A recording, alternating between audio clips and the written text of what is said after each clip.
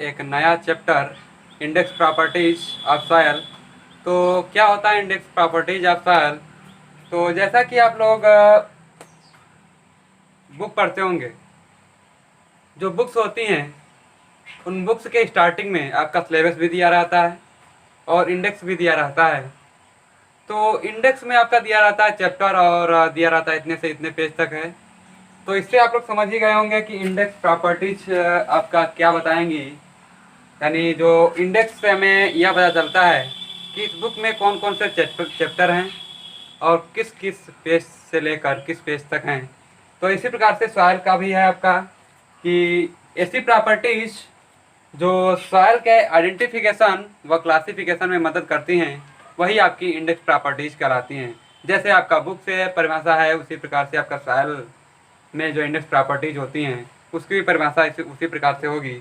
जैसा कि बुक में आपका शुरू में दिया रहता है इंडेक्स, उसमें दिया रहता है ये चैप्टर है आपका फलाना चैप्टर इस पेज से इस पेज तक है। उसी प्रकार से ऐसी प्रॉपर्टीज जो सॉइल के आइडेंटिफिकेशन और क्लासिफिकेशन में मदद करती है उसे हम इंडेक्स प्रॉपर्टीज ऑफ सॉइल कहते हैं। क्योंकि जो बुक्स होती हैं वह भी आपका यही बताती हैं कि आपका बुक्स को किस प्रकार से क्लासीफाई किया गया है। यानी वही जो प्रॉपर्टीज होती हैं वही बताती हैं कि किस चैप्टर को किस पेज तक क्लासीफाई किया गया है या कौन कौन से चैप्टर हैं, या जो शुरू में स्टार्ट में दिया रहता है इंडेक्स उससे हम लोग पहचान भी सकते हैं कि कौन कौन से चैप्टर इस सब्जेक्ट में दिए हुए हैं और किस पेज से लेकर किस पेज तक हैं। तो बात आती है इंडेक्स प्रॉपर्टीज ऑफ सॉइल। जैसा कि मैंने बता ही दिया कि इंडेक्स प्रॉपर्टीज ऑफ सॉइल क्या होती है। ऐसी प्रॉपर्टीज जो सॉइल के आइडेंटिफिकेशन और क्लासिफिकेशन में मदद करती हैं उसे हम लोग कहते हैं इंडेक्स प्रॉपर्टीज ऑफ सॉइल। तो बात आती है कि इंडेक्स प्रॉपर्टीज ऑफ सॉइल में कुछ और भी पॉइंट्स हैं। कैसे हम लोग, जैसा कि मैंने बताया था लेक्चर 1 में कि जो पार्टिकल या सॉइल होते हैं दो टाइप के होते हैं, कोर्स ग्रेन सॉइल और फाइन ग्रेन सॉइल। तो जो कोर्स ग्रेन सॉइल के लिए आपका जो इंडेक्स प्रॉपर्टीज होता है, जो कोर्स ग्रेन सॉइल होती है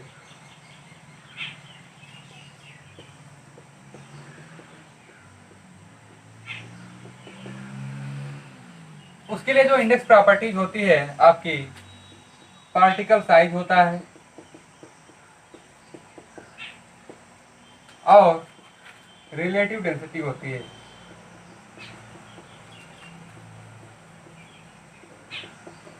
या इसको कह सकते हैं डेंसिटी इंडेक्स। चैप्टर का नाम है आपका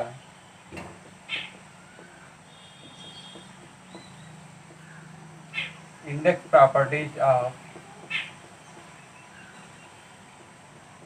सॉइल।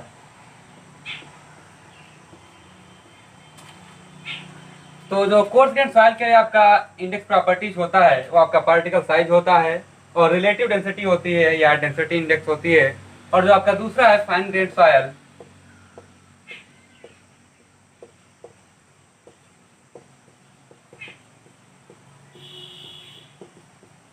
उसके लिए जो आपका होता है कंसिस्टेंसी लिमिट या अटरबर्ग लिमिट होता है। इंडेक्स या लिमिट या इसको कह सकते हैं हम लोग अटरबर्ग लिमिट।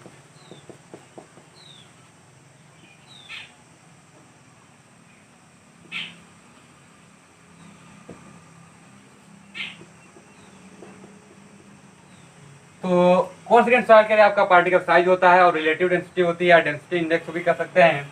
और फाइन ग्रेन सॉइल जो होती है उसके लिए कंसिस्टेंसी इंडेक्स या अटरबर्ग लिमिट होता है। तो बात करेंगे कोर्स ग्रेन सॉइल में जो पहली इंडेक्स प्रॉपर्टीज है कोर्स ग्रेन सॉइल के लिए वो आपकी पार्टिकल साइज और दूसरी है रिलेटिव डेंसिटी या डेंसिटी इंडेक्स। तो सबसे पहले हम लोग बात करेंगे रिलेटिव डेंसिटी या डेंसिटी इंडेक्स के बारे में।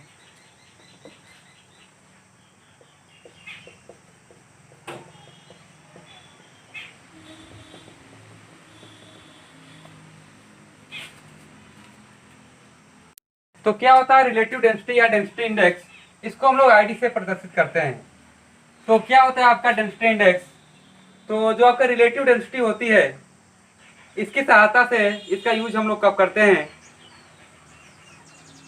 डिग्री ऑफ लूजनेस या डिग्री ऑफ डेंसनेस को ज्ञात करने के लिए हम लोग रिलेटिव डेंसिटी का यूज करते हैं।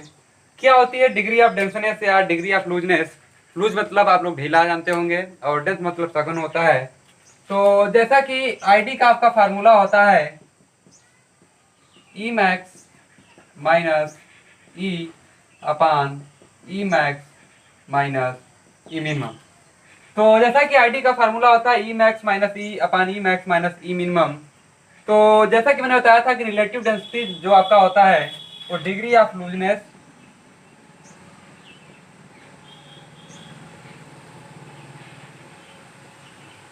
या डिग्री ऑफ डेंसनेस को याद करने के लिए आपका रिलेटिव डेंसिटी का यूज किया जाता है। तो जैसा कि यदि देखा जाए जब ई का मान मैक्सिमम होगा तो जो आपकी डेंसिटी होगी ई का मान मैक्सिमम होने का मतलब उसमें वाइट्स ज़्यादा हैं। वाइट्स ज़्यादा होने का मतलब वो आपकी सॉइल सघन नहीं होगी, और जब सघन नहीं होगी तो आपकी जो सॉइल होगी वो लूज होगी। तो इस प्रकार से वह सॉइल में लूजनेस पाई जाएगी। और जब सॉइल में वाइट्स की मात्रा कम होगी तो वाइट रेशियो का मान कम होगा, यानी ई का मान कम होगा, जिससे आपकी सॉइल डेंस होगी। तो यही डिग्री ऑफ लूजनेस या डिग्री ऑफ डेंसनेस को ज्ञात करने के लिए रिलेटिव डेंसिटी का यूज किया जाता है या डेंसिटी इंडेक्स का यूज किया जाता है। इसका फार्मूला है ID equal to E max minus E upon E max minus E minimum. यदि इसके वेरिएशन की बात की जाए तो आपका ई मैक्स की वैल्यू ई के बराबर भी हो सकती है और ई मैक्स की वैल्यू ई से ई की वैल्यू ई मिनिमम के बराबर होगी। तो जब ई मैक्स की वैल्यू ई के बराबर होगी तो आपका आईडी का मान 0 आएगा, और जब इसकी वैल्यू ई की वैल्यू ई मिनिमम के बराबर होगी तो इसकी वैल्यू 1 आएगी। तो आईडी की वैल्यू को वेरिएशन को देखा जाए तो इसकी वैल्यू 0 से अधिक या 0 के बराबर या 1 से कम या 1 के बराबर कुछ भी हो सकता है। पेपर में बहुत ज़्यादा पूछा गया है कि आईडी की वैल्यू का वेरिएशन बताइए, तो 0 से अधिक या 0 के बराबर या 1 से अधिक यानी 0 से 1 के बीच कुछ भी हो सकता है, उसके बराबर भी हो सकता है। तो आईडी का फार्मूला होता है ई max minus E upon E max minus ई मिनिमम। ध्यान दीजिएगा क्या होता है ई मैक्स, ये आपका होता है maximum void ratio of soil.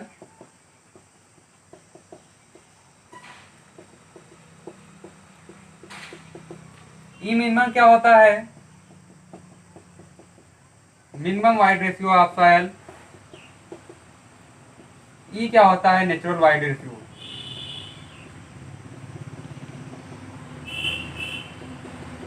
जो नेचुरल कंडीशन में आपकी सॉइल पाई जाती है उसके लिए जो वाइड रेशियो होगा आपका ई होगा, ई maximum maximum void ratio of soil होगा, और ई मिनिमम जो होगा वो आपका minimum void ratio of soil होगा।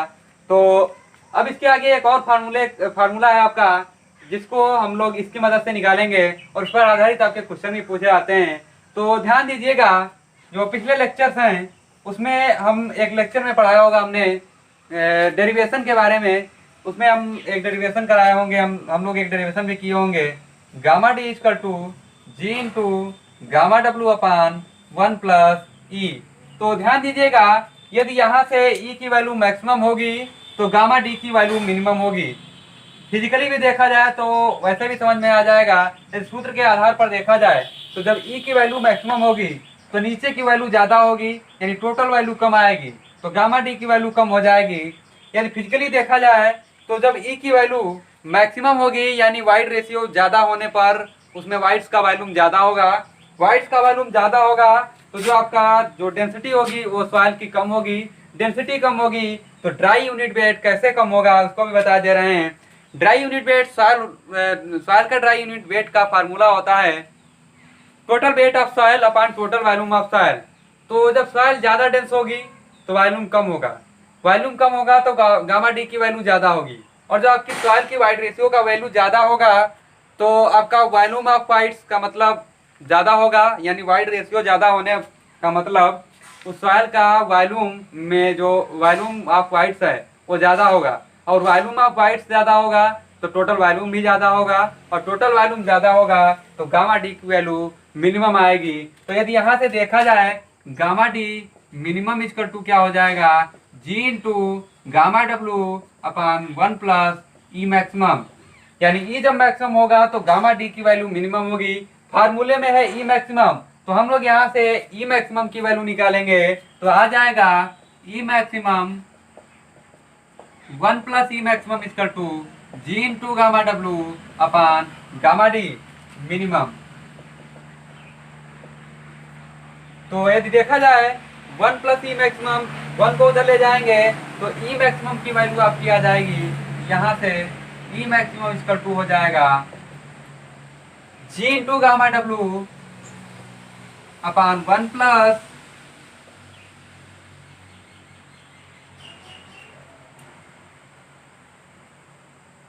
जी into gamma W upon gamma D minimum minus 1।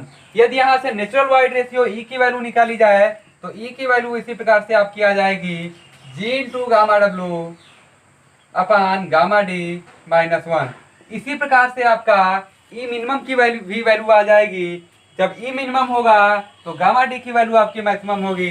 तो ई मिनिमम की वैल्यू यदि देखा जाए इसी प्रकार से यहाँ से, तो ई मिनिमम इक्वल टू हो जाएगा G into gamma W upon gamma D maximum, यानी G into gamma W upon gamma D maximum minus 1। E maximum और ई मिनिमम तीनों के मान उठाकर यहाँ पर रखेंगे तो आई डी और गामा डी के बीच आपका एक रिलेशन प्राप्त हो जाएगा।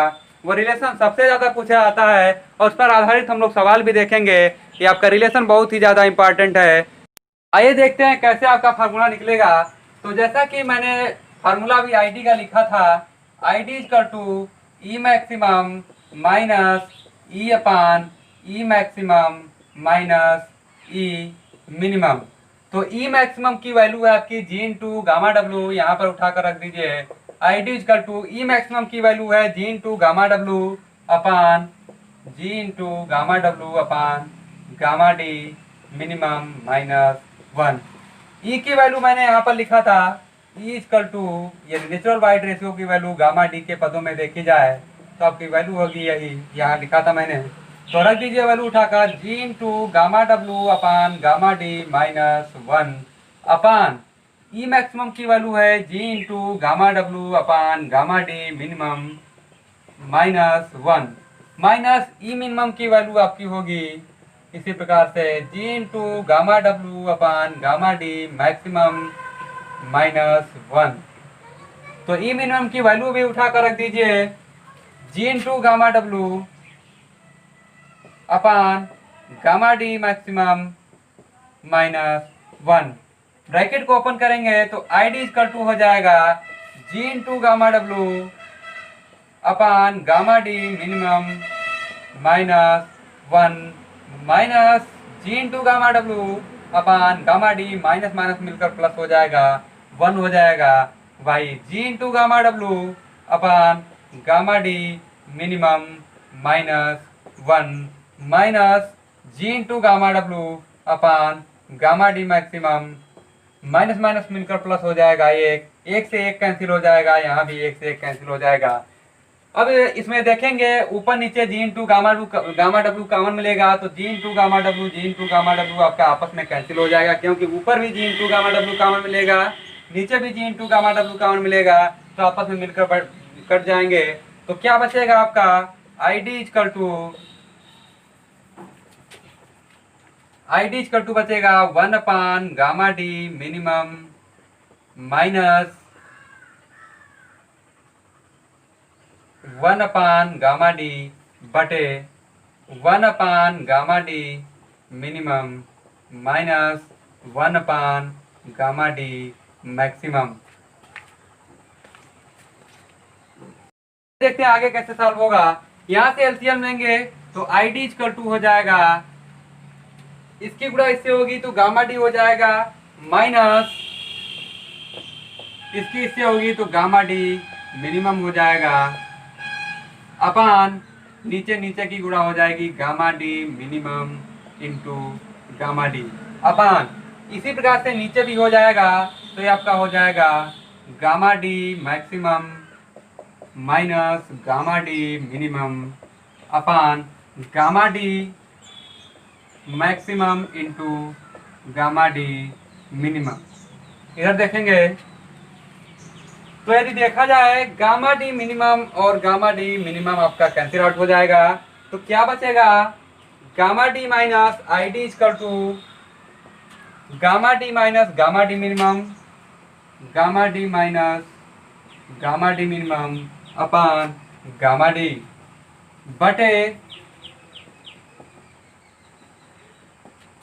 Gamma D max minus gamma D minimum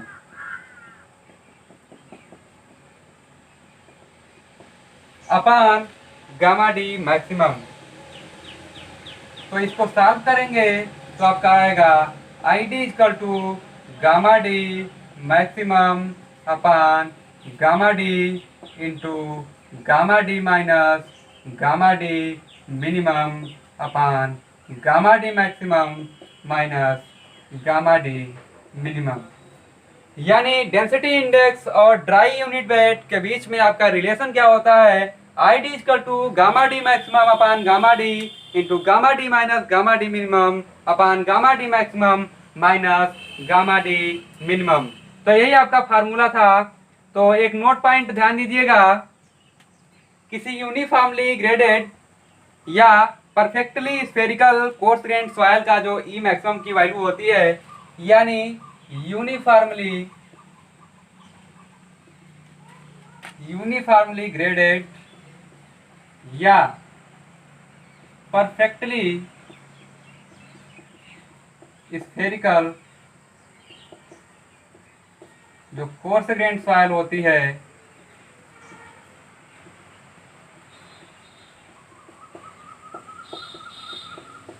उसके लिए जो ई मैक्सिमम की वैल्यू होती है आपकी 91% ली जाती है और जो ई मिनिमम की वैल्यू होती है आपकी 35% ली जाती है।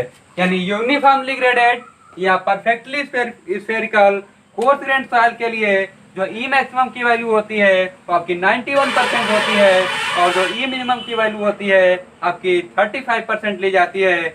इंडेक्स आगे हम लोग पढ़ेंगे।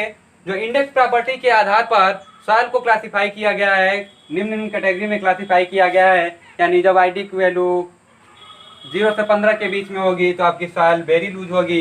इसी प्रकार से आई डी की वैल्यू के आधार पर सॉइल को क्लासिफाई किया गया है। तो आइए देख लेते हैं किस किस कैटेगरी में आपको क्लासिफाई किया गया है आई डी की वैल्यू के आधार पर।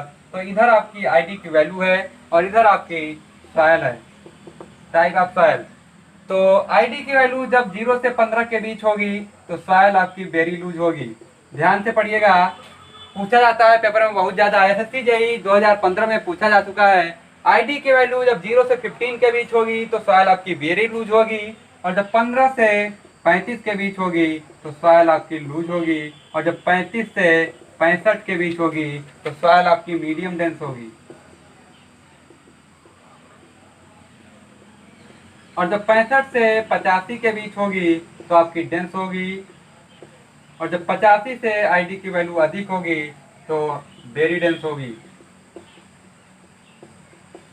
फिर से देख लीजिएगा, जब आईडी की वैल्यू 0 से 15 के बीच होगी तो सॉइल आपकी वेरी लूज होगी और जब आईडी की वैल्यू 15 से 35 के बीच होगी तो सॉइल आपकी लूज होगी और जब 35 से 65 के बीच होगी तो आपका मीडियम डेंस होगा और जब 65 से 85 के बीच होगी तो डेंस होगी और जब 85 से अधिक होगी आईडी की वैल्यू तो आपकी जो सॉइल होगी वेरी डेंस या हाईली कम्पैक्ट सॉइल भी बोल सकते हैं। तो ये आपका था आईडी की वैल्यू के आधार पर सॉइल को किन किन कैटेगरी में बांटा गया है।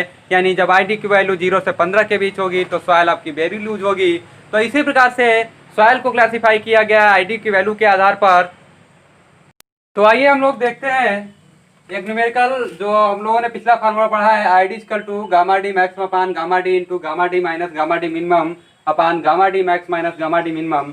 इस पर आधारित एक सवाल देख लेते हैं। तो क्वेश्चन आपका दिया हुआ है, एक सॉइल जिसकी मैक्सिमम ड्राई डेंसिटी यानी गामा डी मैक्सिमम की वैल्यू 19 किलो न्यूटन पर मीटर क्यूब है और minimum dry density gamma D minimum की वैल्यू दे रखी है 17 किलो न्यूटन पर मीटर क्यूब और नेचुरल स्टेट में आपकी जो गामा डी की वैल्यू है वो 18 किलो न्यूटन पर मीटर क्यूब है। तो हमें आई डी की वैल्यू फाइंड आउट करनी है। तो जैसा कि आई डी का फार्मूला होता है, I D equal to gamma D max upon gamma D into gamma D maximum minus gamma D minimum upon gamma D max minus gamma D minimum. तो formula होता है ID equal to gamma D max upon gamma D into gamma D minus gamma D minimum upon gamma D max minus gamma D minimum. सभी की value रखेंगे तो ID equal to हो जाएगा gamma D max की value 19 दे रखी है अपान gamma D की वैल्यू 18 दे रखी है इंटू गामा डी की वैल्यू आपकी 17 है माइनस गामा डी मिनिमम की वैल्यू आपकी 18 है, गामा डी मिनिमम की वैल्यू आपकी 17 है अपान गामा डी मैक्स की वैल्यू 19 है माइनस गामा डी मिनिमम की वैल्यू आपकी 17 है। तो सॉल्व करेंगे तो आई डी इक्वल टू हो जाएगा 19/18 इंटू 1/2।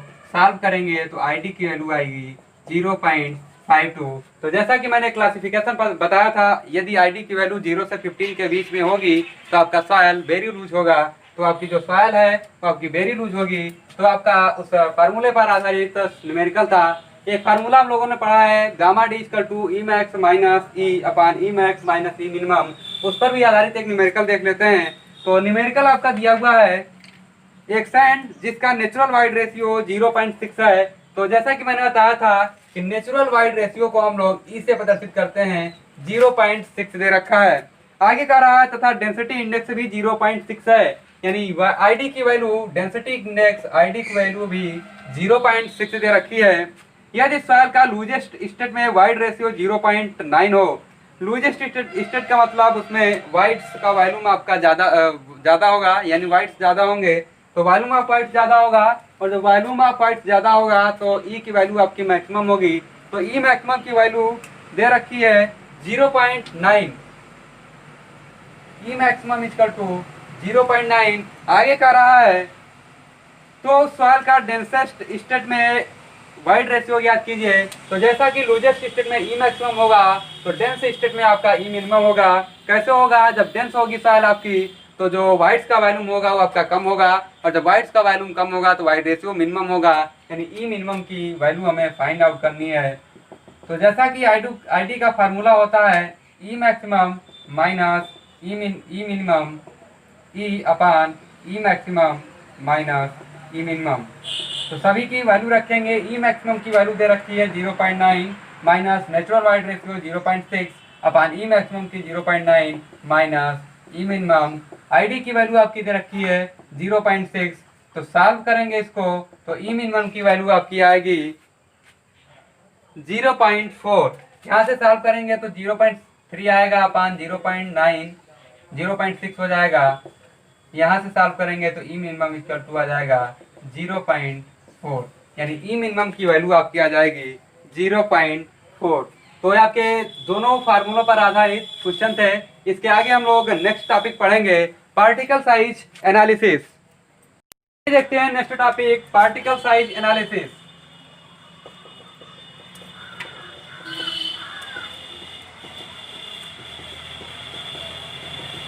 तो क्या होता है पार्टिकल साइज एनालिसिस? पार्टिकल मतलब होता है कण, साइज मतलब आकार, एनालिसिस मतलब विश्लेषण, यानी कण आकार विश्लेषण क्या होता है, इसका अध्ययन हम लोग क्यों करते हैं। तो मान लीजिए आपकी ये कोई सॉइल है, ये कोई सॉइल है, हमें ये नहीं पता है कि सॉइल में किस किस साइज के जो पार्टिकल हैं वो कितनी अमाउंट में हैं। तो इसके अंतर्गत हम लोग यही फाइंड आउट करते हैं कि जो आपकी सॉइल है उस सॉइल में किस किस साइज के पार्टिकल कितने अमाउंट में हैं, इसके बारे में अध्ययन करने के लिए हम लोग पार्टिकल साइज एनालिसिस करते हैं। यानी किसी सॉइल में किस साइज के पार्टिकल हैं और कितने अमाउंट में है, इसका पता लगाने के लिए हम लोग कण आकार विश्लेषण करते हैं, यानी पार्टिकल साइज एनालिसिस करते हैं। तो पार्टिकल्स आपका पता होगा कि दो टाइप के होते हैं, कोर्स ग्रेन पार्टिकल और दूसरा आपका होता है फाइन ग्रेन पार्टिकल। इन दोनों का एनालिसिस हम लोग करेंगे। तो इन दोनों का एनालिसिस आपका दो स्टेज में किया जाता है, यानी दो स्टेप में किया जाता है। पहला है आपका सीव एनालिसिस और दूसरा है आपका सेडिमेंटेशन एनालिसिस।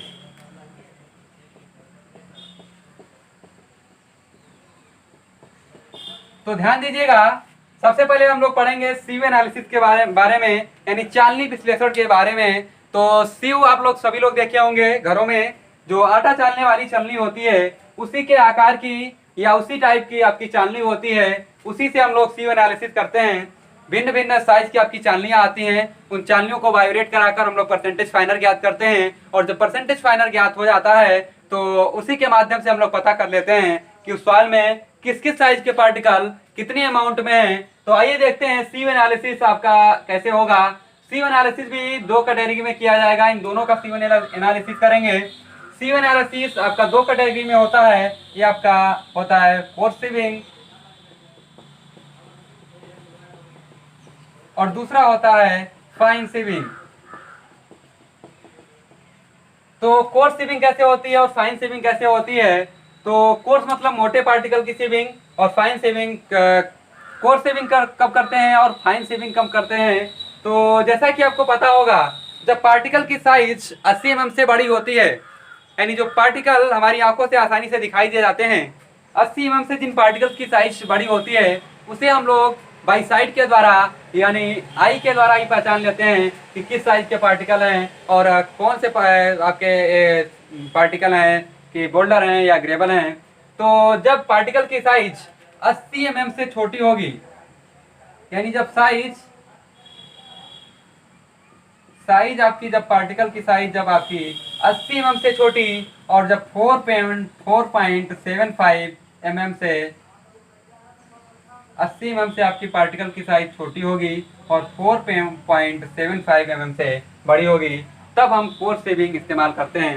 यानी जब पार्टिकल की साइज जो सॉइल है उसमें जो पार्टिकल है उनकी साइज 4.75 mm से बड़ी और 80 mm से छोटी होगी, तब हम लोग कोर्स सीविंग का इस्तेमाल करते हैं। तो आइए देखते हैं कोर्स सीविंग कैसे होता है। और फाइन सीविंग का इस्तेमाल कब करेंगे? जब पार्टिकल की साइज 4.75 mm से छोटी होगी और 75 माइक्रोन से बड़ी होगी। यानी फाइन सीविंग का यूज कब करेंगे? जब पार्टिकल साइज 4.75 mm से छोटी और 75 माइक्रोन से बड़ी होगी, तब हम लोग फाइन सीविंग का यूज करते हैं। जो सीव होते हैं आपके अलग अलग, जैसा कि मैंने बताया कि जो सीव होते हैं वो अलग अलग साइज के होते हैं, और जो जब हम सीविंग करते हैं तो जो सबसे बड़े साइज की सीव होती है उसको सबसे ऊपर रखते हैं, और जो सबसे छोटे साइज की सीव होती है उसको सबसे नीचे रखते हैं। तो कोर्स सीविंग के लिए किस किस साइज की चालनी का इस्तेमाल करते हैं, ये आपका पेपर में कभी कभी पूछ लिया आता है। तो आइए देख लेते हैं कोर्स सीविंग के लिए किस किस साइज की सीव का इस्तेमाल करते हैं। तो आपका 80 mm है, 40 mm है, 20 mm है और 10 mm है। और जैसा कि पता ही होगा, सीव से जब आपका सॉइल चलेगा तो जो सबसे नीचे होगा वो इकट्ठा होगा, जिसे हम लोग पैन बोलते हैं। तो सबसे नीचे आपका पैन होता है। और फाइन सीविंग के लिए किस किस आकार की चालनी का प्रयोग करते हैं, यानी किस किस साइज की चालनी का प्रयोग करते हैं? तो आपका है 2 mm, 2 mm, 1 mm, 600 micron, 425 micron, 212 micron, 150 micron और 75 माइक्रोन। और सबसे नीचे वही आपका जो आपका होता है पैन, वो पैन होता है। यानी कोर्स सीविंग के लिए 80 mm, 40 mm, 20 mm, 10 mm और सबसे नीचे आपका पैन होता है 20 mm, 10 mm और आपका एक और होता है 4.75 mm और सबसे नीचे आपका पैन होता है। और इसमें क्या होता है 2 mm, 1 mm, 600 माइक्रोन, 425 माइक्रोन और 212 माइक्रोन, 150 माइक्रोन और 75 माइक्रोन आपका होता है जो आपका फाइन सीविंग होता है।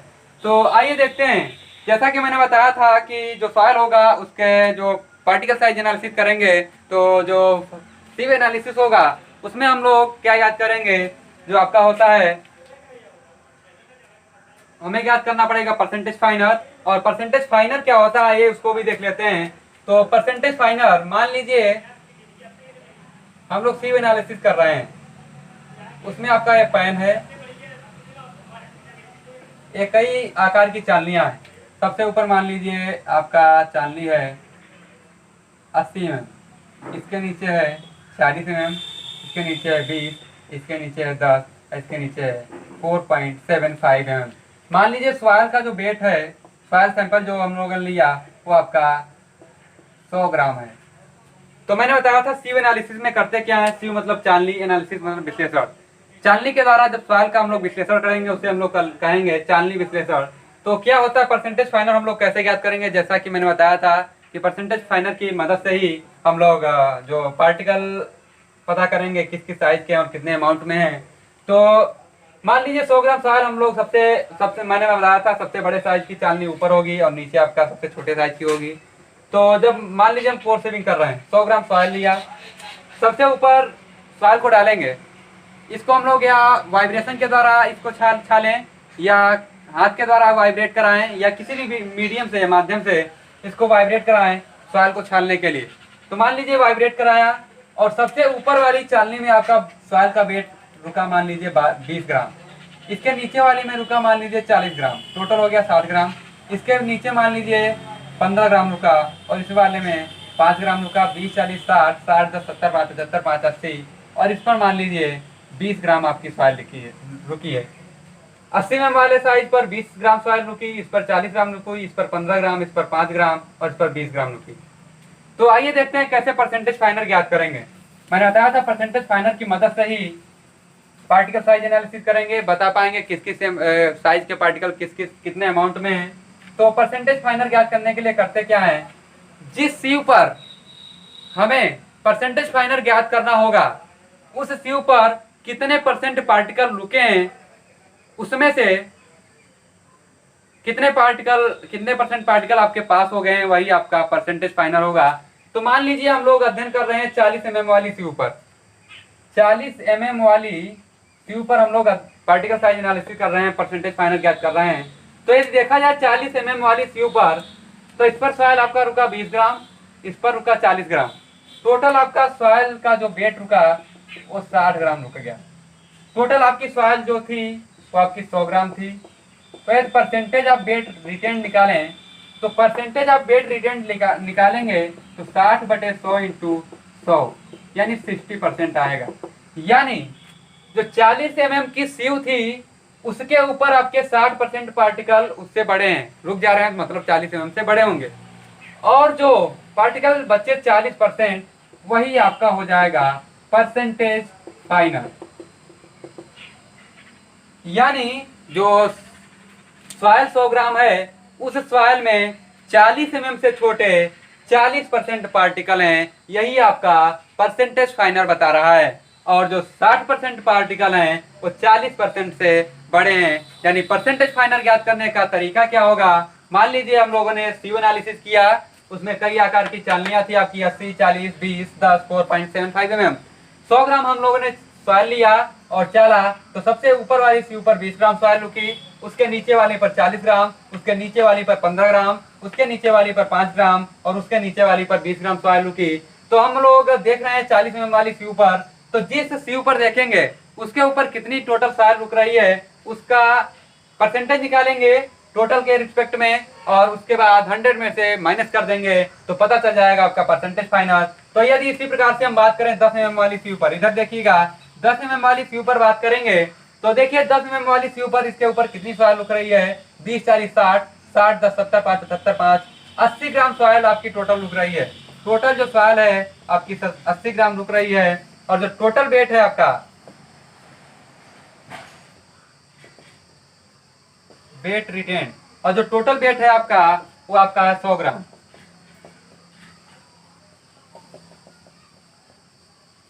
तो परसेंटेज फाइनल आपका क्या हो जाएगा, यदि देखें कि कितने परसेंट पार्टिकल आपके रुक रहे हैं, यानी परसेंटेज वेट रिटेन्ड निकालें तो क्या हो जाएगा 80/100 इंटू 100, तो आपका हो जाएगा 80%। यानी 100 में से 80 घटाएंगे तो 20% आपका हो जाएगा परसेंटेज फाइनल।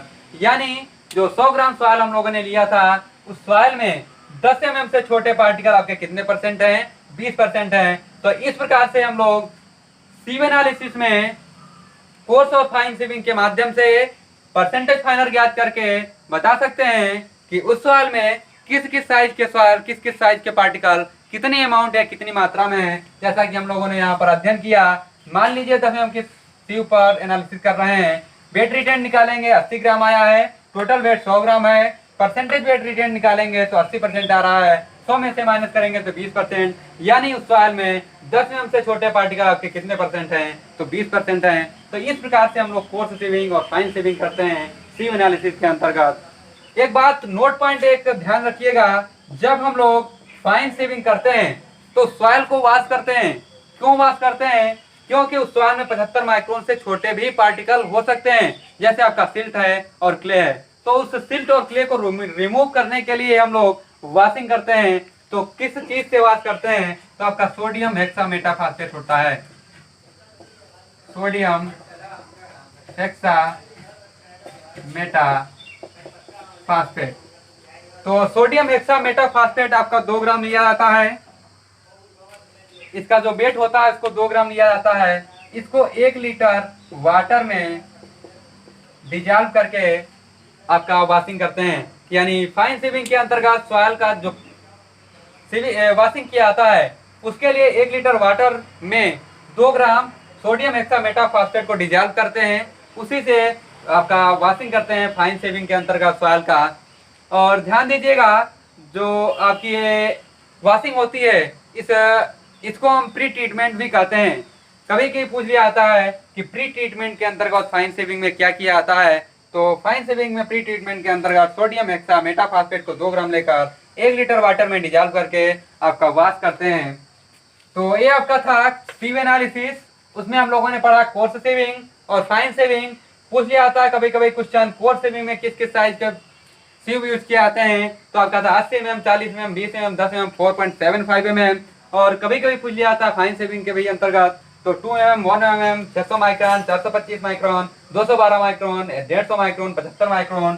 तो जो कोर सेविंग होती है वो 80 mm से छोटे और 4.75 mm से बड़े साइज के पार्टिकल के लिए यूज किया जाता है। और फाइन सेविंग 4.75 mm से छोटे और 75 माइक्रोन से बड़े साइज के पार्टिकल का जो साइज के पार्टिकल के लिए आपका फाइन सेविंग एनालिसिस किया जाता है। तो ये आपका था सीव एनालिसिस।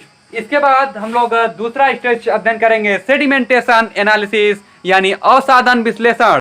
तो आइए देखते हैं सेडिमेंटेशन एनालिसिस के बारे में। जैसा कि हमने बताया था कि जो पार्टिकल साइज एनालिसिस होता है 2 स्टेज में होता है। पहला है आपका सीव एनालिसिस और दूसरा स्टेज है आपका सेडिमेंटेशन एनालिसिस। तो आइए देखते हैं दूसरे स्टेज के बारे में, सेडिमेंटेशन एनालिसिस।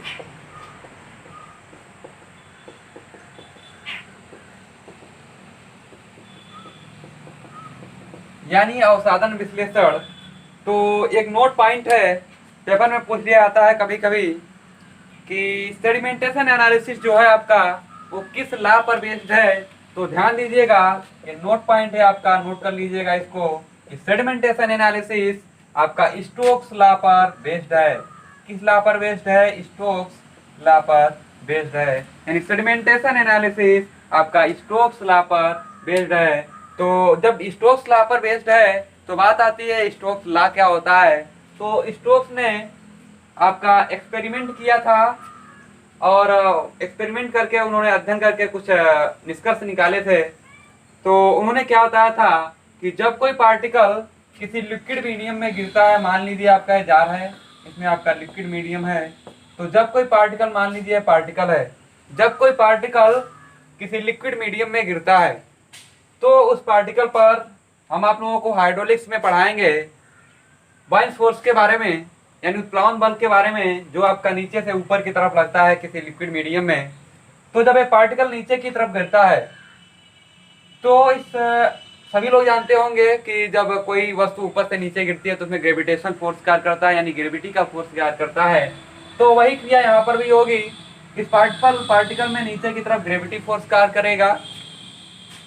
उसके बाद ये जो पार्टिकल होगा इसका जितना वॉल्यूम होगा, जितना डूबता जाएगा, वो अपने, जब ये पार्टिकल आपका डूबेगा, जितना डूबता जाएगा तो जितना डूबेगा उतना ही वाटर हटाएगा, और जितना वाटर हटाएगा उस वाटर के वेट के बराबर एक ऊपर की तरफ फोर्स कार्य करता है, जिसे हम लोग बाइंस फोर्स कहते हैं। बाइंस फोर्स मतलब उत्प्लावन बल। यानी कोई भी आपका पार्टिकल हो, मैटर हो, मटेरियल हो, यदि किसी लिक्विड मीडियम में गिरता है तो जितना पार्ट उसका डूबा होगा, वाजिब सी बात है, जब उसका पार्ट डूबा होगा तो वह डूबे हुए पार्ट के बराबर वाटर हटाएगा। उस वाटर का कुछ ना कुछ वेट होगा, उसका जो वेट होगा उसी के वेट के बराबर आपका ऊपर की तरफ एक फोर्स कार्य करता है, जिसे हम लोग बाइंस फोर्स करते हैं। तो उन्होंने बताया था कि एक स्थिति ऐसी आती है कि नीचे की तरफ लगने वाला इस पार्टिकल के द्वारा नीचे की तरफ लगने वाला फोर्स ऊपर की तरफ लगने वाले फोर्स के बराबर हो जाता है, जिससे आपका नेट फोर्स 0 हो जाता है। और कक्षा 10-12 में आप लोगों ने खूब पढ़ा होगा जड़त्व का नियम, न्यूटन का तृतीय नियम। उन्होंने न्यूटन का जड़त्व का नियम था, उन्होंने बताया था कि यदि कोई वस्तु गतिमान अवस्था में है तो वह गति करती रहेगी, और यदि कोई वस्तु विरामावस्था में है तो वह विराम अवस्था में ही रहेगी, जब तक कि उस पर कोई बाह्य बल या एक्सटर्नल फोर्स कार्य न करे। तो ये जो पार्टिकल होगा नीचे की तरफ गिरेगा, जब किसी लिक्विड मीडियम में पार्टिकल गिरेगा, और एक स्थिति ऐसी आएगी कि ऊपर और नीचे की तरफ दोनों फोर्स आपके बराबर हो जाएंगे, तो कुछ ना कुछ इसकी वेलोसिटी होगी, इस पार्टिकल की कुछ ना कुछ वेलोसिटी होगी, और वो जो वेलोसिटी होगी उसी वेलोसिटी से पार्टिकल आपका नीचे की तरफ मूव करता चला जाएगा, और एक स्थिति ऐसी आएगी वो नीचे आकर बैठ जाएगा। तो जब दोनों फोर्सेज आपके बराबर हो जाते हैं तो जो वेलोसिटी इस पार्टिकल की होती है उस वेलोसिटी को हम लोग स्टोक्स लॉ ने बताया था कि उस वेलोसिटी को सेटलिंग वेलोसिटी या फाइनल वेलोसिटी, या इसका एक और नाम है, इसको सेटलिंग वेलोसिटी, फाइनल वेलोसिटी या टर्मिनल वेलोसिटी भी कह सकते हैं।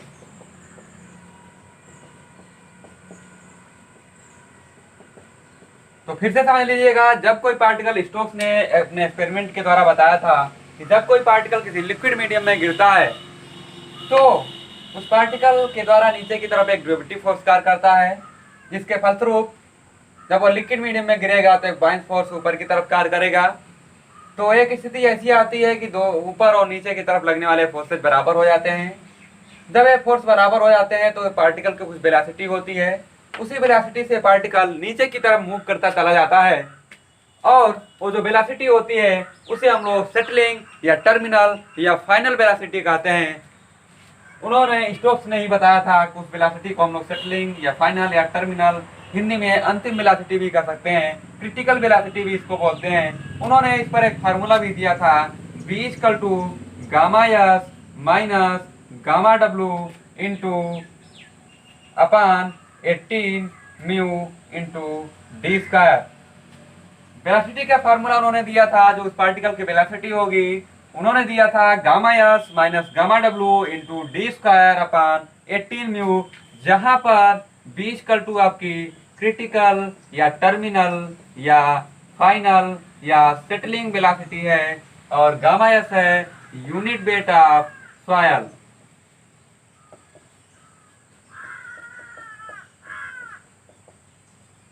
और गामा W है यूनिट वेट ऑफ वाटर, और जो आपका D है वो है पार्टिकल साइज,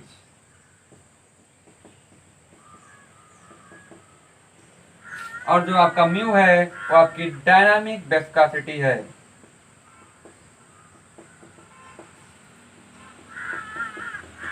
एक आपकी काइनेमेटिक विस्कोसिटी भी होती है। तो इन दोनों विस्कोसिटी के बारे में हम लोग फ्लूइड मैकेनिक्स या हाइड्रोलिक्स में अध्ययन करेंगे डिटेल से। तो ये आपकी थी स्टोक्स लॉ पर, जो आपका सेडिमेंटेशन एनालिसिस बेस्ड है। तो मैंने स्टोक्स लॉ के बारे में बताया, कुछ इन्होंने लिमिटेशन, कुछ इन्होंने एजम्पशन भी दिए थे। स्टोक्स लॉ ने इस एनालिसिस के बारे में एजम्पशन भी दिया था। उन्होंने कहा था, पहला एजम्पशन उनका था कि जो लिक्विड मीडियम है वो इनफाइनाइट एक्सटेंट का होना चाहिए। Liquid medium will be infinite extent. ध्यान से समझिएगा इसका मतलब क्या है। Liquid medium will be infinite extent. Extent मतलब होता है विस्तार, इनफाइनाइट मतलब अनंत, यानी जो लिक्विड मीडियम होगा वो आपका अनंत विस्तार का होगा। तो क्या होगा अनंत विस्तार का मतलब? जो आपका लिक्विड मीडियम होगा, जब हम लोग सेडिमेंटेशन एनालिसिस या प्रैक्टिकल करेंगे तो एक्सपेरिमेंट करेंगे तो कोई ना कोई जाल लेंगे या बीकर लेंगे। उस जाल में मान लीजिए आपका लिक्विड मीडियम है, तो उनका कहना था कि ये इनफाइनाइट एक्सटेंट का होना चाहिए। तो इस जार की दीवारें और जो लिक्विड मीडियम है, लिक्विड के बीच एक फ्रिक्शन फोर्स कार्य करेगा, और यह जो जार की दीवार है इसको रोकने का प्रयास करेगी, इस लिक्विड को रोकने का प्रयास करेगी। तो रोकने का प्रयास करेगी फ्रिक्शन फोर्स के कारण। लेकिन जो एजम्पशन में बताया था कि यह इनफाइनाइट एक्सटेंट का होना चाहिए, लेकिन ऐसा कुछ नहीं था। यदि इसका एग्जाम्पल देखें तो समुद्र में आपका पानी होता है, वो आपका इनफाइनाइट एक्सटेंट का होगा। तो पहला एजम्पशन था liquid medium will be infinite extent.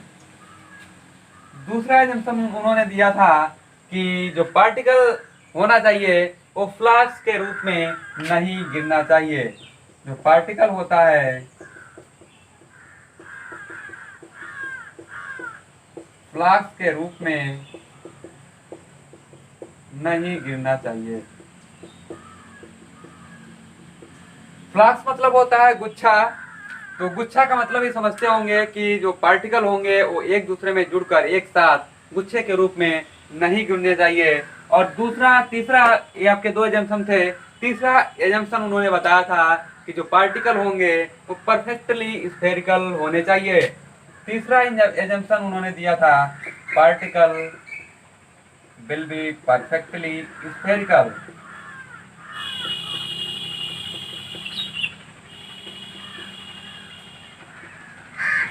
तो तीसरा एजम्पशन उन्होंने बताया था जो पार्टिकल विल बी होगा, पार्टिकल जो होगा वो आपका परफेक्टली स्फेरिकल होगा। और चौथा जो एजम्पशन उन्होंने दिया था, उन्होंने कुछ साइज के बारे में एजम्पशन दिया था। उन्होंने जो कहा था कि पार्टिकल की साइज, जो एनालिसिस हम लोग करेंगे सेडिमेंटेशन एनालिसिस, तो उसमें जो पार्टिकल की साइज होगी वो आपकी 0.2 माइक्रोन से 200 माइक्रोन तक होगी। तो उन्होंने बताया था जो पार्टिकल साइज होगी वो 0.2 माइक्रोन से 200 माइक्रोन तक होगी। ये हम लोगों ने देखा कि सेडिमेंटेशन एनालिसिस जो आपका स्टोक्स लॉ पर बेस्ड है, उस स्टोक्स लॉ का भी अध्ययन किया, एजम्पशन का भी अध्ययन किया। उस एजम्पशन को फॉलो करते हुए हम लोग एनालिसिस करते हैं। तो जैसा कि मैंने बताया था सेडिमेंटेशन एनालिसिस के दो मेथड होते हैं। वह पहला है आपका हाइड्रोमीटर और दूसरा है पिपेट मेथड। फिर से सुन लीजिएगा, सेडिमेंटेशन एनालिसिस के दो मेथड होते हैं। पहला आपका हाइड्रोमीटर मेथड और दूसरा है पिपेट मेथड।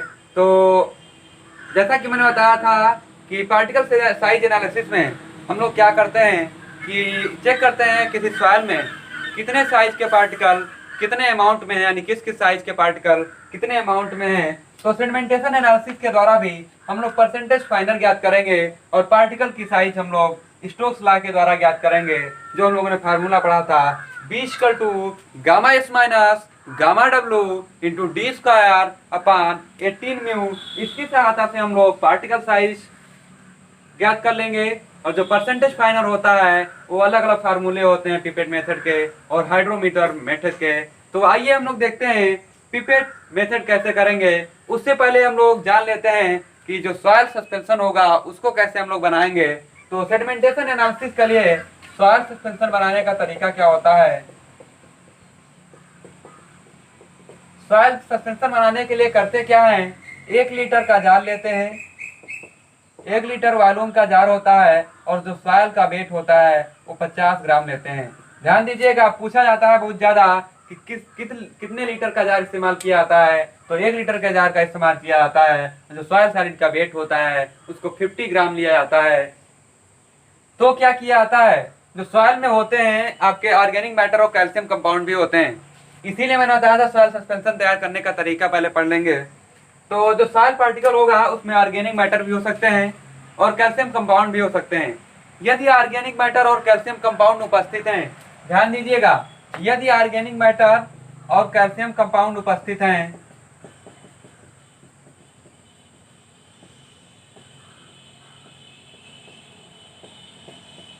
तो एक क्या करते हैं, एक कोहेजिव का काम करते हैं ऑर्गेनिक मैटर आपके।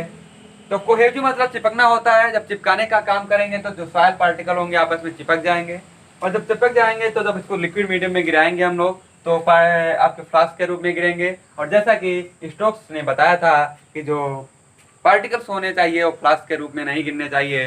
तो हमें इसके लिए कुछ ना कुछ करना पड़ेगा, कुछ ना कुछ केमिकल्स का यूज करना पड़ेगा जिसके द्वारा ये ऑर्गेनिक मैटर आपका कोहेजिव के रूप में कार्य ना कर सकें। तो इसके लिए हम लोग करते क्या हैं कि ऑर्गेनिक मैटर को रिमूव करने के लिए हम लोग क्या करते हैं कि H2O2 का प्रयोग करते हैं, यानी हाइड्रोजन पेरोक्साइड का प्रयोग करते हैं इसको कितने रेट से डालते हैं? 100 ml पर 100 ग्राम की दर से मिलाया जाता है। यानी ऑर्गेनिक मैटर को रिमूव करने के लिए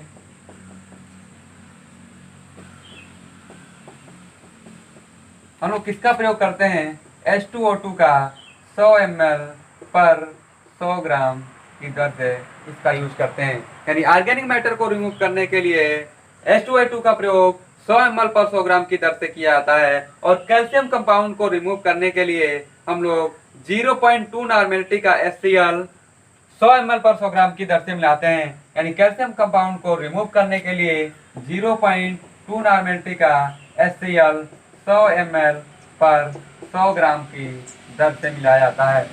पूछ लिया जाता है कभी कभी कि जो सॉइल सस्पेंशन बनाने में सॉइल का यूज किया जाता है उसमें ऑर्गेनिक मैटर और कैल्शियम कंपाउंड को रिमूव करने के लिए किन किन केमिकल्स का यूज किया जाता है? तो ऑर्गेनिक मैटर को रिमूव करने के लिए H2O2 का प्रयोग 100 ml पर 100 ग्राम की दर से प्रयोग किया जाता है। और कैल्शियम कंपाउंड को रिमूव करने के लिए 0.2 नॉर्मेलिटी का HCl 100 ml पर 100 ग्राम की दर से मिलाया जाता है।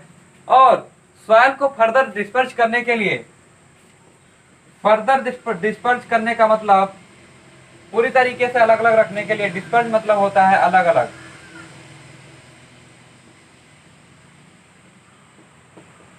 तो अलग अलग क्यों रखते हैं? अलग अलग रखेंगे तो पार्टिकल कभी भी फ्लक्स नहीं बनाने पाएगा, यानी पार्टिकल कभी भी आपस में चिपकने नहीं पाएंगे। तो आपका जो पार्टिकल होगा, अलग अलग पार्टिकल अलग अलग गिरेंगे तो फ्लक्स के रूप में नहीं गिरेंगे। तो फर्दर डिस्पर्स करने के लिए सॉइल को हम लोग क्या करते हैं? सोडियम हेक्सा मेटाफॉस्फेट का प्रयोग करते हैं। सोडियम हेक्सा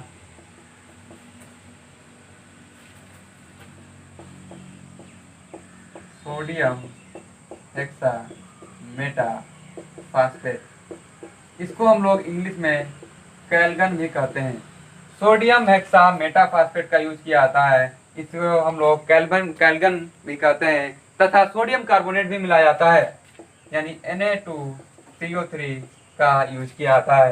यानी फर्दर सॉइल को फर्दर डिस्पर्स करने के लिए सोडियम हेक्सा मेटाफॉस्फेट, कैलगन तथा सोडियम कार्बोनेट मिलाया जाता है, जिससे आपके सॉइल पार्टिकल जो होते हैं कंप्लीटली दूर दूर हो जाते हैं।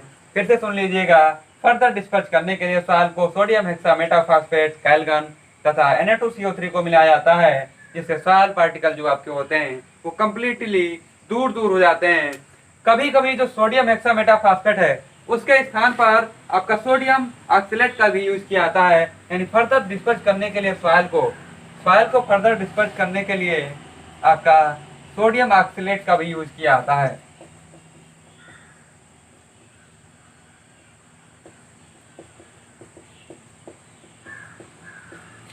तो दो आपके केमिकल्स यूज किया सकते हैं सॉइल को फर्दर डिस्पर्स करने के लिए, सोडियम हेक्सा मेटाफॉस्फेट Na2CO3 तथा सोडियम ऑक्सलेट। ये आपके हैं सॉइल को फर्दर डिस्पर्स करने के लिए जो केमिकल्स हैं। इस प्रकार से हम लोग सॉइल सस्पेंशन को तैयार कर लेते हैं। अब इसके बाद हम लोग जो दो मेथड हैं उसके बारे में अध्ययन करेंगे, कैसे हम लोग पार्टिकल साइज एनालिसिस करते हैं, कैसे पार्टिकल साइज ज्ञात करते हैं, यानी परसेंटेज फाइनल ज्ञात करेंगे कैसे, और पार्टिकल साइज D= कैसे ज्ञात करेंगे। तो सबसे पहला इसके अंतर्गत मेथड हम लोग पढ़ेंगे पिपेट मेथड।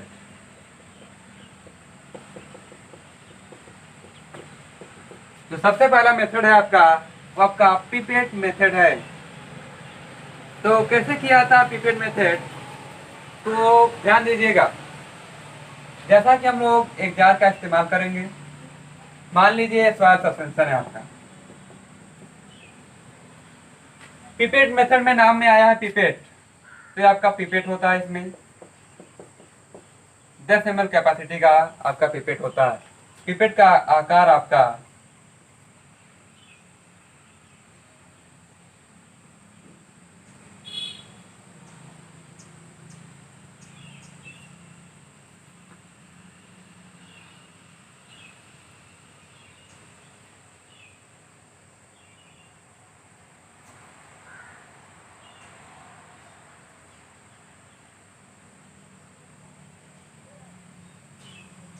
ऐसे कुछ आपका इस आकार का पिपेट होता है। ये आपका 10 ml कैपेसिटी का होता है। तो क्या करते हैं, इस पिपेट का ही यूज करते हैं। इस मेथड में एक्सपेरिमेंट करने से पहले हम लोग 10 सेंटीमीटर हाइट फिक्स कर लेते हैं। इसको हम लोग अचीव भी कर सकते हैं, अचीव भी कर सकते हैं, यानी 10 सेंटीमीटर हाइट फिक्स कर लेते हैं। हर बार 10 सेंटीमीटर नीचे से हम लोग जो सॉइल सस्पेंशन कलेक्ट करेंगे इसमें, उसको हम लोग 10 सेंटीमीटर नीचे से कलेक्ट करते हैं। तो 10 सेंटीमीटर हाइट फिक्स कर दी जाती है, तो इसको हम लोग V/HE/T लिख सकते हैं। अलग अलग समय पर अलग अलग एक्सपेरिमेंट करेंगे, अलग अलग आपके प्रेशर लिए जाएंगे अलग अलग टाइम पर। तो आपका हाइट आपका फिक्स हो गया है। तो velocity equal to height upon time equal time होता है, तो हाइट आपका h हो जाएगा, टाइम t हो जाएगा। तो अलग अलग टाइम पर हम लोग प्रेशर लेंगे, 10 सेंटीमीटर नीचे से लिया जाएगा। तो क्या होता है, 10 ml कैपेसिटी का आपका जो पिपेट होता है उसका इस्तेमाल करते हैं। तो होता क्या है इसमें, जब t इक्वल टू T1 पर, यानी पहले हम लोग शुरू में t इक्वल टू T1 पर इनिशियली में इसमें होता क्या है कि सस्पेंशन की डेंसिटी निकालकर परसेंटेज फाइनल निकाला जाता है और स्टोक्स लॉ की मदद से आपका जो पार्टिकल साइज निकाल लिया जाता है। तो ध्यान दीजिएगा, इनिशियली क्या होता है, प्रारंभ में t इक्वल टू T1 पर, मान लीजिए इस प्रारंभ में ही T1 समय पर हम लोग पिपेट को यहाँ पर ले आए और यहाँ से हम लोग सॉइल सस्पेंशन को लिया, इसमें आपका सॉइल सस्पेंशन आ गया।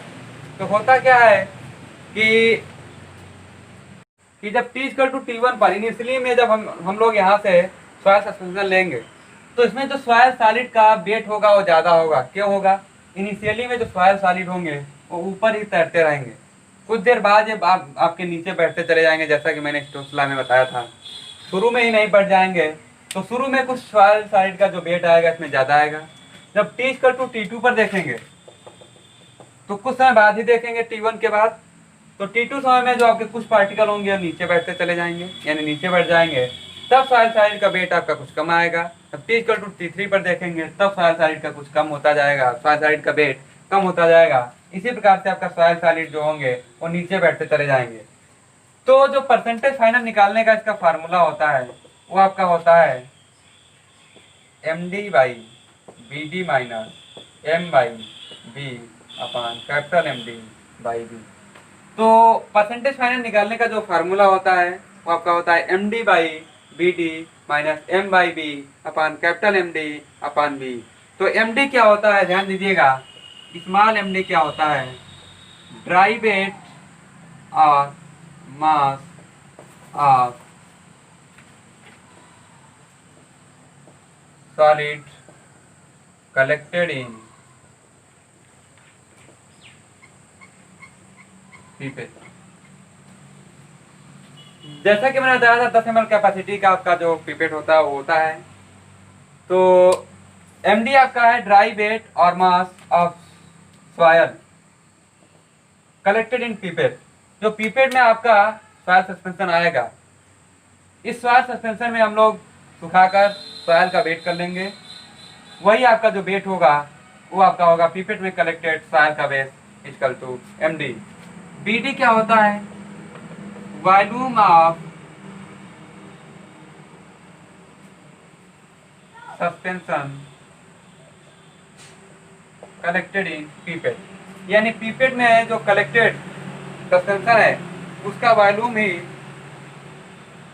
आपका जो BD है वही होगा। वॉल्यूम ऑफ सस्पेंशन कहें या वॉल्यूम ऑफ सैंपल कहें, इसमें आपका M आपका है वेट या मास ऑफ डिस्पर्जिंग एजेंट। जो डिस्पर्जिंग एजेंट आपका सॉइल में मिलाया गया है उसका आपका वेट है M और V है total volume of soil suspension. Total volume of soil suspension, जैसा कि हमने बताया था 1 लीटर का जार इस्तेमाल करते हैं, तो वही आपका 1 लीटर आपका टोटल वॉल्यूम हो जाएगा। तो total volume of soil suspension V है आपका और जो आपका एमडी है, ये आपका जो total mass of soil solid जो 50 ग्राम हम लोगों ने सॉइल लिया था, वही आपका एमडी है। तो एमडी आपका हो जाएगा टोटल मास या weight of soil to make suspension.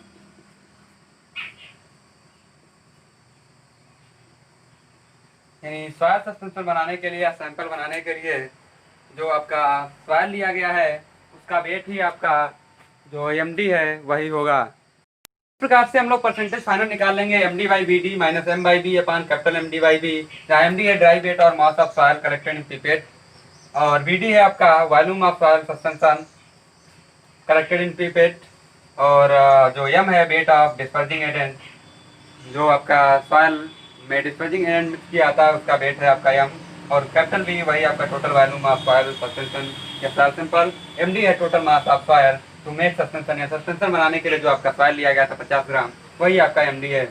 तो परसेंटेज है ना, इस फार्मूले से हम लोग निकाल लेते हैं।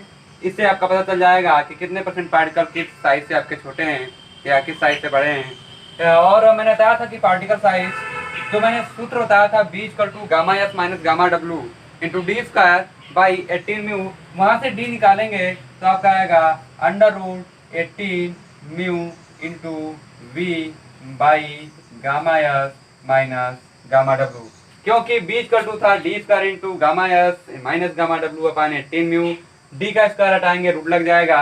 चूंकि b equal to h E by t है तो यहाँ से डी इक्वल टू हो जाएगा under root 18 mu into H E by T into gamma S minus gamma W.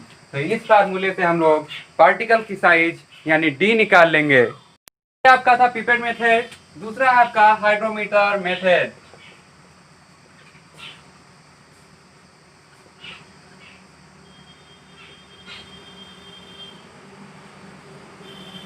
तो क्या होता है हाइड्रोमीटर मेथड? तो जो हाइड्रोमीटर आपका होता है, इसमें हाइड्रोमीटर नामक इंस्ट्रूमेंट का इस्तेमाल किया जाता है और इसकी सहायता से हम लोग स्पेसिफिक ग्रेविटी ऑफ सॉइल ज्ञात कर लेते हैं, यानी जी की वैल्यू हाइड्रोमीटर की सहायता से ज्ञात कर लेते हैं। जैसा कि हम लोगों ने पिछले इंट्रोडक्शन ऑफ सॉइल में हम लोगों ने पढ़ा था कि स्पेसिफिक ग्रेविटी डिटर्मिनेशन के कई मेथड थे, उसमें डेंसिटी वाटर मेथड भी था, गैस जार मेथड था, पिग्नोमीटर था और मेजरिंग फ्लास्क मेथड था, और ये आपका श्रिंकेज लिमिट डिटर्मिनेशन था। तो इसके अलावा हाइड्रोमीटर से भी हम लोग जी की वैल्यू ज्ञात कर सकते हैं और इसके द्वारा हम लोग परसेंटेज फाइनल भी ज्ञात कर लेते हैं। लेकिन परसेंटेज फाइनल जो ज्ञात किया आता है उसको ज्ञात करने के लिए हमें हाइड्रोमीटर की करेक्टेड रीडिंग का इस्तेमाल करना होता है, यानी जो हाइड्रोमीटर रीडिंग देता है उसमें कई प्रकार की त्रुटियाँ आती है, कई कारणों से विभिन्न प्रकार की त्रुटियाँ आती है। उस त्रुटि को सही करके ही करेक्टेड रीडिंग का इस्तेमाल किया था हाइड्रोमीटर मेथड में परसेंटेज फाइनल निकालने के लिए। तो हाइड्रोमीटर मेथड में आपका जो होता है आपका इस आकार का हाइड्रोमीटर होता है।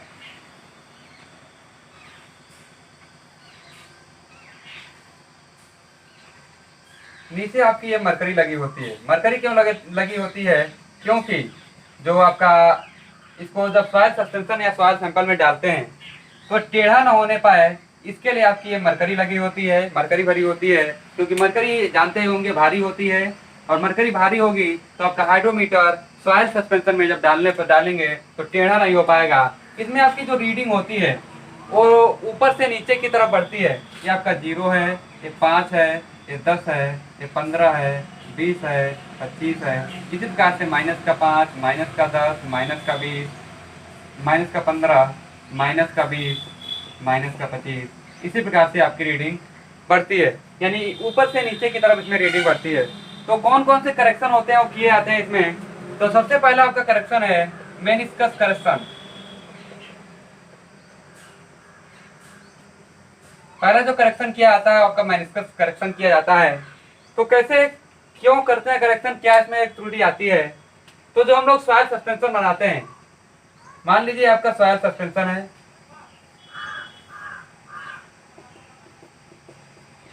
तो इनिशियली में जब सॉइल सस्पेंशन बनाते हैं तो सभी लोग जानते हैं जब इनिशियली में सॉइल पानी में मिलाएंगे तो जो आपका पानी होगा उसका कलर चेंज गंदा होता जाएगा। तो क्या होता है जब इसमें हम लोग हाइड्रोमीटर डुबोते हैं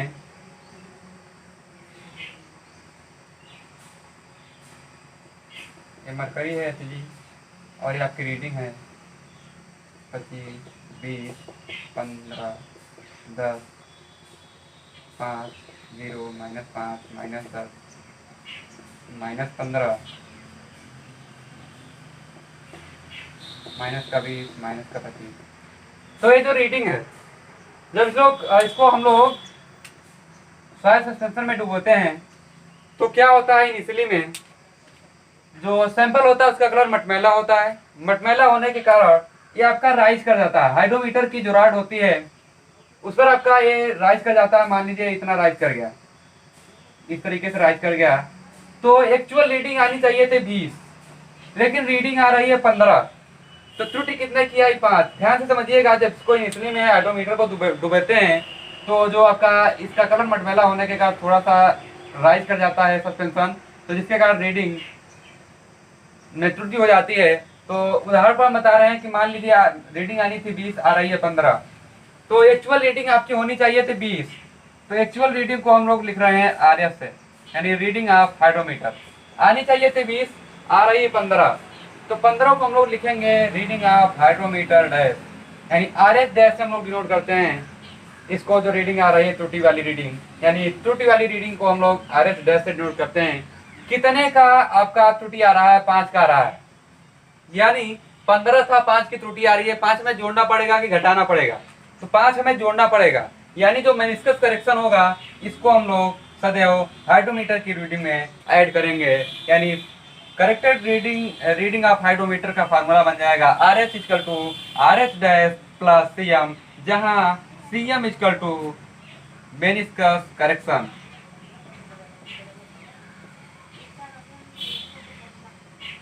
तो यही आपका है, समझ में आ गया होगा, मैं आशा नहीं, पूर्ण विश्वास है। इससे बता दे रहे हैं क्या होता है कि इनिशियली में जब हम लोग सॉइल सस्पेंशन बनाते हैं तो मटमैला होता है। मटमैला होने के कारण हाइड्रोमीटर की रॉड पर थोड़ा सा राइज कर जाता है, जिससे एक्चुअल रीडिंग ये आनी चाहिए थी, अब आ रही है, तो हमें कुछ ऐड करना पड़ेगा तभी एक्चुअल रीडिंग के बराबर होगा। यही हो जाएगा RS equal to RS dash plus CM। दूसरा करेक्शन है आपका टेम्परेचर करेक्शन।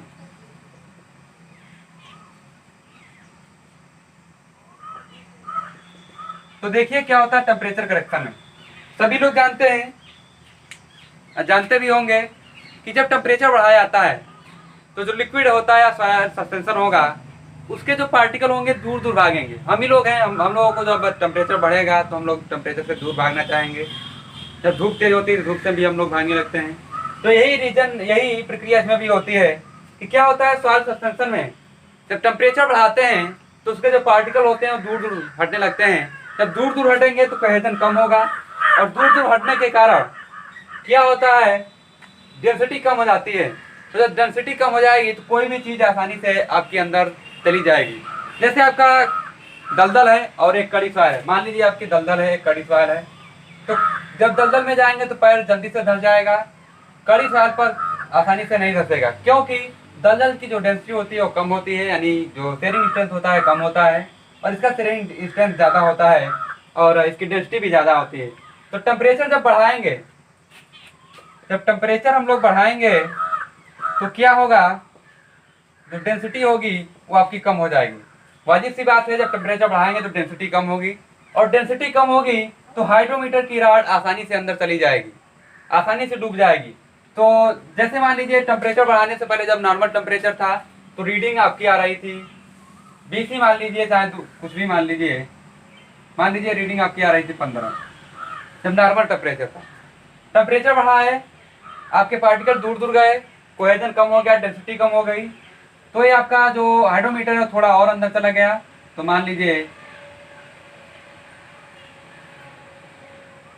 ये आपका रीडिंग शो करने लगा 10, अंदर जाने के कारण ये अंदर चला गया है तो रीडिंग आपका शो करने लगा 10।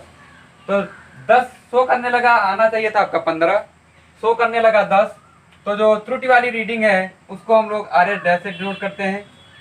आ रहा है 10, आना चाहिए था 15, हमें यानी जोड़ना पड़ेगा, तो जो जोड़ेंगे उसको हम लोग CT से लिखेंगे, यानी RS इसका 2 हो जाएगा RH डैश प्लस CT। फिर से समझिएगा, जब टेम्परेचर बढ़ाएंगे तो डेंसिटी कम होगी, जिससे आसानी से हाइड्रोमीटर अंदर चला जाएगा, और अंदर जाएगा तो रीडिंग आनी चाहिए थी 15, आ रही है 10, यानी 5 हमें जोड़ना पड़ेगा, तो वही CT आपका हो जाएगा CT इक्वल टू हो जाएगा टेम्परेचर करेक्शन। इसी का उल्टा देख लीजिए, जब टेम्परेचर हम लोग घटाएंगे तो वाजिब सी बात है उसी का उल्टा डेंसिटी बढ़ेगी। टेम्परेचर घटाएंगे डेंसिटी बढ़ेगी तो हाइड्रोमीटर आसानी से अंदर नहीं जाएगा। तो रीडिंग आनी चाहिए थी आपकी,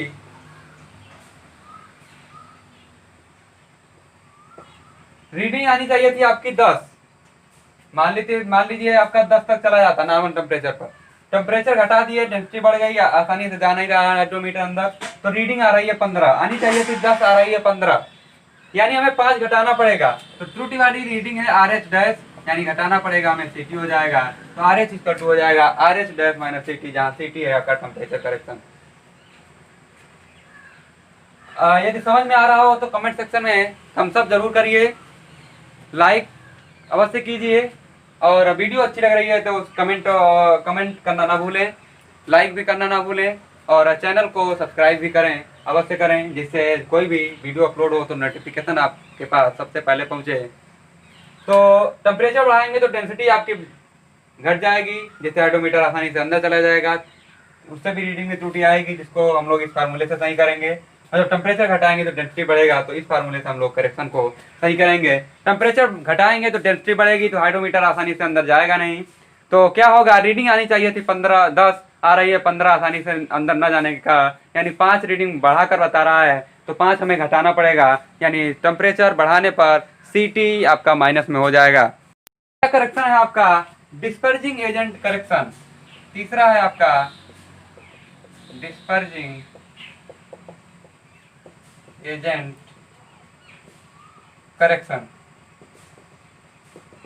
तो क्या होता है इसमें, जैसा कि मैंने बताया था, सॉइल सस्पेंशन बनाने के लिए डिस्पर्जिंग एजेंट मिलाते हैं, क्योंकि डिस्पर्जिंग एजेंट मिलाने से जो आपके सॉइल पार्टिकल हैं कंप्लीटली दूर दूर हो जाते हैं। डिस्पर्जिंग एजेंट के रूप में मैंने बताया था सोडियम हेक्सामेटाफॉस्फेट या सोडियम एक्सिलेट या सोडियम कार्बोनेट का यूज करते हैं। तो डिस्पर्जिंग एजेंट करेक्शन में क्या होता है, जब डिस्पर्जिंग एजेंट मिलाते हैं तो आपका जो डेंसिटी होता है उस सॉइल का बढ़ जाता है। डेंसिटी बढ़ने पर विस्कोसिटी भी बढ़ेगी, विस्कोसिटी बढ़ेगी तो वही जो आपका यहाँ पर सिस्टम था वही यहाँ पर भी अप्लाई होगा, यानी रीडिंग आनी चाहिए थी 10, आ रही है 15, क्योंकि आसानी से अंदर जाएगा नहीं हाइड्रोमीटर, तो वही आपका बिल्कुल सेम टू सेम ही हो जाएगा। RH equal to RH dash minus यहाँ पर हो जाएगा CD, जहाँ CD equal to dispersing agent correction.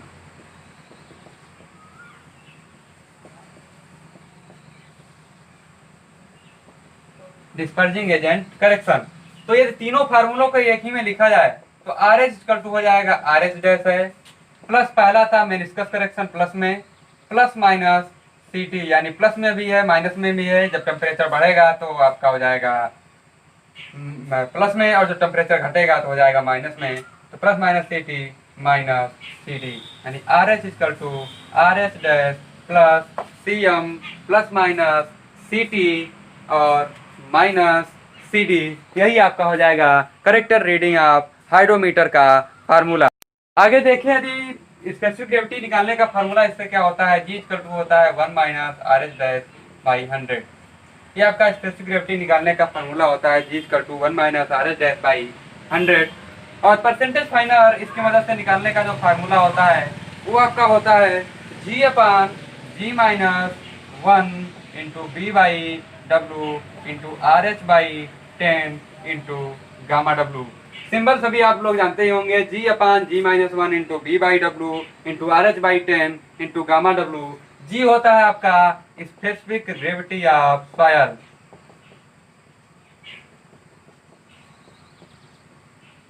Specific gravity of soil, और V होता है total volume of soil suspension.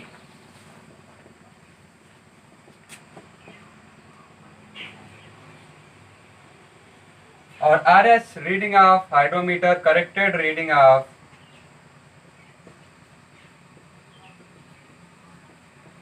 Hydrometer, और जो गामा W है यूनिट वेट ऑफ वाटर, और स्मॉल W आपका वाटर कंटेंट है।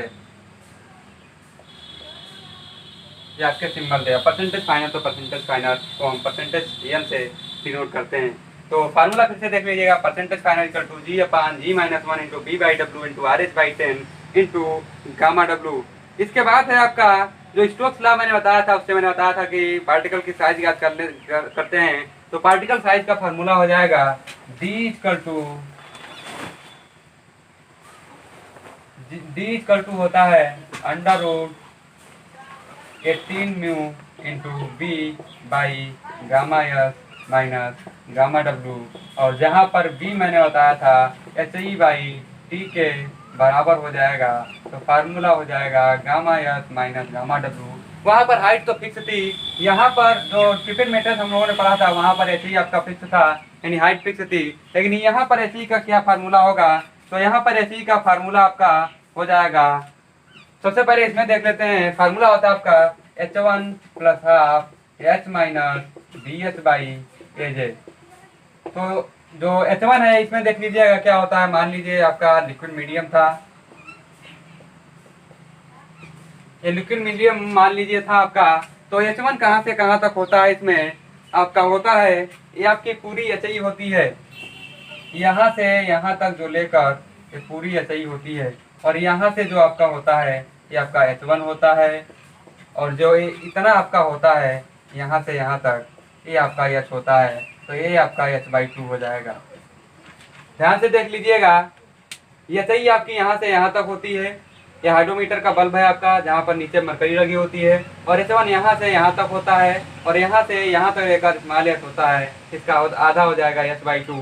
यहाँ पर समझ लीजिएगा BH क्या होता है, volume of hydrometer. BH equal to होता है वॉल्यूम ऑफ हाइड्रोमीटर, और AJ होता है आपका एरिया ऑफ जार। जो AJ आपका होता है वो एरिया ऑफ जार है, और जो आपका H1 है वो मैंने बताया इसमें कहाँ से कहाँ तक है, और H भी बताया। वॉल्यूम ऑफ हाइड्रोमीटर बल्ब होता है BH, और AJ आपका हो जाएगा एरिया ऑफ जार, यानी जो ये जार है या बीकर है इसकी एरिया आपकी एरिया ऑफ जार होती है। तो इस प्रकार से हम लोग जो सेडिमेंटेशन एनालिसिस करते हैं दो मेथड के द्वारा करते हैं। पहला हम लोगों ने पढ़ा पिपेट मेथड, दूसरा पढ़ा हाइड्रोमीटर मेथड। हाइड्रोमीटर मेथड में करेक्टर रीडिंग का इस्तेमाल किया जाता है, और जो पार्टिकल साइज होती है स्टोक्स लॉ के द्वारा याद कर ली जाती है, और परसेंटेज फाइनल निकालने का जो दोनों विधियाँ थी उसमें फार्मूला था, उन दोनों फार्मूलों को हम लोगों ने पढ़ा। फार्मूला देख लीजिएगा, जो ऐसे ही निकालने का फार्मूला होता है वो आपका होता है H1 plus half H minus BH by AJ, यानी BH होता है वॉल्यूम ऑफ हाइड्रोमीटर बल्ब, और जो AJ होता है एरिया ऑफ जार। तो ये आपका था पार्टिकल साइज एनालिसिस, जो आपका दो स्टेप में किया जाता है। पहला था सीव एनालिसिस, दूसरा था सेडिमेंटेशन एनालिसिस यानी अवसादन विश्लेषण। सीव एनालिसिस में हम लोगों ने कोर्स सेविंग पढ़ा था, फाइन सेविंग पढ़ा था। कोर्स सेविंग में पढ़ा था 80 mm, 40 mm, 20 mm, 10 mm और 4.75 mm साइज की सीव का यूज किया जाता है, और आपका जो वो होता है वो आपका 80 mm से लेकर 4.75 mm तक के लिए वैलिड होता है। और जो आपका साइंस में उन्होंने पढ़ा था वो आपका 75 माइक्रोन से 4.75 माइक्रोन तक का, और जो आपका सेडिमेंटेशन एनालिसिस है ये आपका 2 माइक्रोन से 75 माइक्रोन तक के लिए वैलिड है। ध्यान दीजिएगा, नोट पॉइंट है, जो सेडिमेंटेशन एनालिसिस है ये आपका 2 माइक्रोन से 75 माइक्रोन तक के पार्टिकल के लिए वैलिड है। और इसमें हम लोगों ने दो मेथड पढ़ा, हाइड्रोमीटर मेथड और आप पढ़ा पिपेट मेथड। तो ये आपका था पार्टिकल साइज एनालिसिस। और ध्यान दीजिएगा, जो हम लोगों ने पढ़ा था स्टोक्स लॉ के एजम्पशन के बारे में हम लोगों ने पढ़ा था 0.2 माइक्रोन से 200 माइक्रोन तक के लिए ही वैलिड है। इससे बड़े के लिए क्यों नहीं वैलिड है, क्योंकि 0.2 माइक्रोन से जो छोटे पार्टिकल होंगे वो सॉइल सस्पेंशन में तैरते ही रह जाएंगे, यानी ब्राउनियन मोशन ही करते रह जाएंगे, जिससे वो सेटल नहीं होंगे, तो आपका त्रुटि आएगा। और जो उससे बड़े पार्टिकल होंगे वो आपके ग्रेविटी के फोर्स के अंतर्गत कार्य करते हुए नीचे चले जाएंगे, तो आपका सही नहीं होगा, त्रुटि आएगी। इसीलिए हम लोग 0.2 माइक्रोन से 200 माइक्रोन तक की साइज का पार्टिकल के लिए सेडिमेंटेशन एनालिसिस करते हैं। उसके बाद एक नोट पॉइंट है जो बहुत ज़्यादा पेपर में पूछा जाता है, इसी बार DMRC JEE के पेपर में पूछा गया था, जो कॉन्ट्रैक्ट बेसिस का आपका वैकेंसी आई थी उसमें पूछा गया था कि जो इफेक्टिव साइज होता है उसको किससे डिनोट करते हैं। तो ध्यान दीजिएगा, जो आपका सबसे पहले आपका D10 क्या होता है, यानी वह साइज जिससे 10% पार्टिकल आपके छोटे हों, वह साइज जिससे 10% पार्टिकल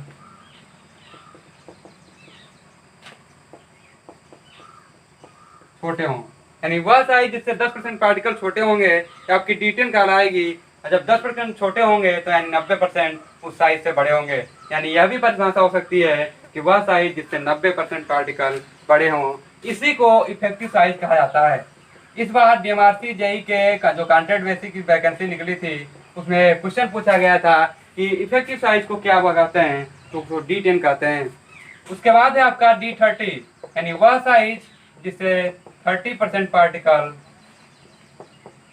छोटे हों, या जब 30% छोटे होंगे तो 70% बड़े होंगे। इसी प्रकार से आता है D50, यानी वह साइज जिससे 50% पार्टिकल छोटे हों और 50% आपके बड़े होंगे, यानी दोनों बराबर बराबर हैं, तो इसको हम लोग एवरेज साइज भी बोलते हैं, एवरेज साइज। और एक आपका और है D60, यानी वह साइज जिससे 60% पार्टिकल छोटे हों, उसे हम लोग बोलते हैं D60। तो D10 को वह साइज जिससे 10% पार्टिकल छोटे हों, उसको हम लोग इफेक्टिव साइज भी बोलते हैं। D30 वह साइज जिससे 30% पार्टिकल छोटे हों या 70% बड़े हों, और D50 वह साइज जिससे 50% पार्टिकल छोटे हों और 50% बड़े होंगे, उसे हम लोग एवरेज साइज कहेंगे। D60 60% पार्टिकल छोटे हों और 40% पार्टिकल बड़े हों, उसे हम लोग D60 कहेंगे। तो इस वीडियो में, इस लेक्चर में इतना ही पढ़ेंगे। इसके आगे हम लोग पढ़ेंगे कि जो फाइन ग्रेड सॉइल के लिए आपका इंडेक्स प्रॉपर्टी होती है, उसको हम लोग कहते हैं कंसिस्टेंसी इंडेक्स या अटरबर्ग लिमिट। उसके बारे में हम लोग अध्ययन करेंगे नेक्स्ट लेक्चर में।